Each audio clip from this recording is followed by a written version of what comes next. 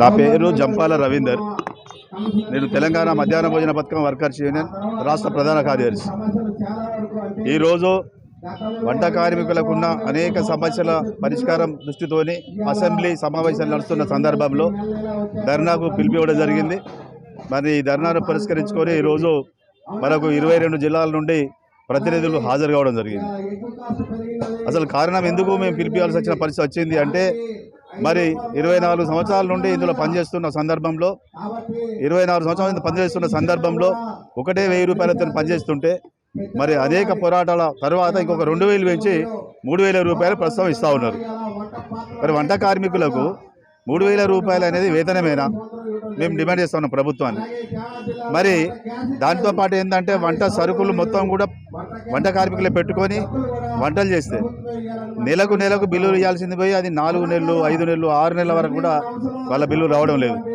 దానివలన వాళ్ళంతా అప్పుల పాలే పరిస్థితి అవుతా ఉంది. కాబట్టి ఆ బిల్లులు అనేవి ఏ నెల ఆ నెలకే చెల్లించాలనేది ఒక డిమాండ్. దాంతోపాటు సుప్రీంకోర్టు కూడా ఒక తీర్పు ఇచ్చింది. అసలు ఈ వంట కార్మికులకు 17,000 రూపాయల వేతనం ఇవ్వాలనేది ఒక తీర్పు ఇచ్చింది.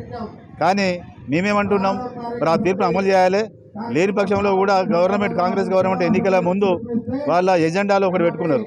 మేనిఫెస్టో ఉంటుంది కదా, వాళ్ళ మేనిఫెస్టోలో వంట కార్మికులకు మేము అధికారంలోకి వస్తే 10,000 రూపాయల వేతనాలు ఇస్తామని అందులో పెట్టడం జరిగింది.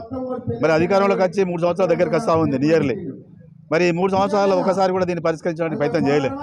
ఇప్పటికి కూడా మేము 4-5 సార్లు కూడా ఈ కార్యక్రమం తీసుకున్నాం, కానీ అమలు జరగలేదు. మరి ఇప్పుడు మేము ఏమంటున్నామంటే, ముఖ్యమంత్రి గారు మీరు ఇచ్చిన మాట కట్టుబడండి, వెంటనే 10,000 రూపాయలు అమలు చేయండి అని మేము డిమాండ్ చేస్తూ ఉన్నాం. ఇదే కాకుండా అసలు ఉన్న పథకాన్ని కూడా వీకడానికి కొత్త పథకం ప్రవేశపెడతా ఉన్నాడు ఆయన. ఇది హరే రామ హరే కృష్ణ అనే స్వచ్ఛంద సంస్థకు దీన్ని ప్రైవేట్ సెంట్రలైజ్కి ఇచ్చిన విధానం పేరుతోనే ప్రైవేట్ పరం చేయడానికి ప్రయత్నం చేస్తూ ఉన్నాడు. అది అట్లా చేయడం మూలాన 54,200 మంది వంట కార్మికులు రాష్ట్ర వ్యాప్తంగా రోడ్డున పడే ప్రమాదం ఉన్నది. కాబట్టి మేము ఏమంటున్నామంటే, వెంటనే మీరు సెంట్రలైజ్కి ఇచ్చిన విధానాన్ని విరమించుకోవాలి. దాన్ని యథావిధిగా వంట కార్మికులు ఎవరైతే ఉన్నారో వాళ్ళతోనే కొనసాగించాలి. మీరు అన్న 10,000 ఇవ్వాలి, వాళ్ళని తొలగించకుండా జీవో తీయాలి, ఈఎస్ఐ పిఎఫ్ సౌకర్యం కల్పించాలి. అసలు వంట సరుకులు ప్రభుత్వం ఇస్తున్న ధరలకు కానీ మార్కెట్లో దొరుకుతున్న ధరలకు ఏమాత్రం సంబంధం ఉండలేదు. కాబట్టి మేము ఏమంటున్నామంటే, మొత్తం సరుకులు మొత్తం కూడా ప్రభుత్వమే సరఫరా చేయాలనేది ఈ ధర్నా ద్వారా మేము డిమాండ్ చేస్తూ ఉన్నాం. ఇదే కాకుండా ఈరోజు పర్మిషన్ తీసుకొని మేము ఈ ధర్నా ఏర్పాటు చేసుకోవడం జరిగింది. అయినా కూడా ప్రభుత్వం మొండి వైఖరితో వివిధ జిల్లాలలో ఎక్కడికక్కడ అరెస్ట్ చేసి ఈరోజు ఇక్కడ చాలామంది రాకుండా అరెస్ట్ చేయడం జరిగింది. దాన్ని కూడా మేము ఖండిస్తూ ఉన్నాం.